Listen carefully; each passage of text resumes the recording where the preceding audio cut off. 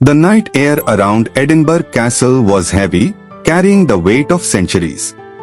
Tourists had long left, and the floodlights that usually painted the fortress in gold were dimmed to shadows.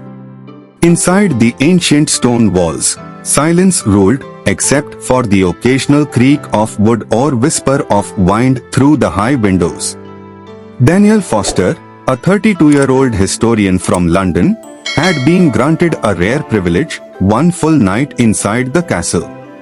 He was researching the Red Room, a legendary chamber whispered about in taverns and old guidebooks but officially denied by the castle's management. According to rumor, the room had been sealed for hundreds of years after a massacre so gruesome that even mentioning it was said to bring misfortune. Armed with a notebook, camera, and flashlight, Daniel moved through the corridors, his boots echoing against the worn stone floors. Every shadow seemed thicker here, every silence deeper.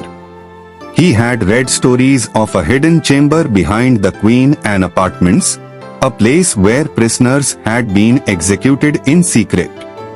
Locals claimed the walls of that chamber were still wet with blood, though no one could explain how. At midnight, Daniel found the doorway. A half-rotted wooden panel sat awkwardly against the wall, concealed beneath layers of dust. His pulse quickened as he pulled it open, revealing a narrow passage. Cold air poured out, carrying with it the metallic scent of rust, or was it blood?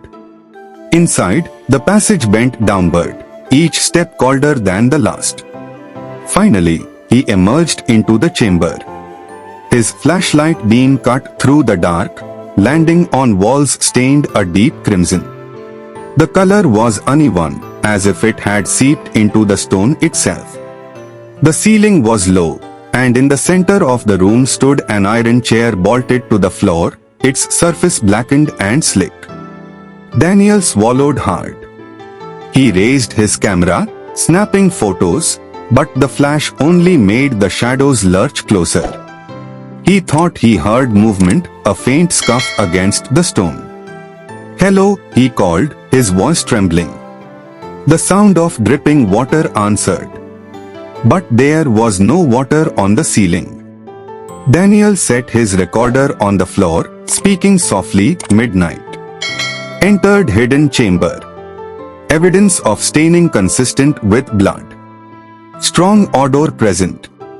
On playback, a second voice whispered over his own, "Leave." His heart hammered. He whipped around, flashlight swinging wildly, but the chamber was empty. Only the chair. Only the stains. Only the silence. The air grew heavier, pressing down on him. He felt watched. Slowly,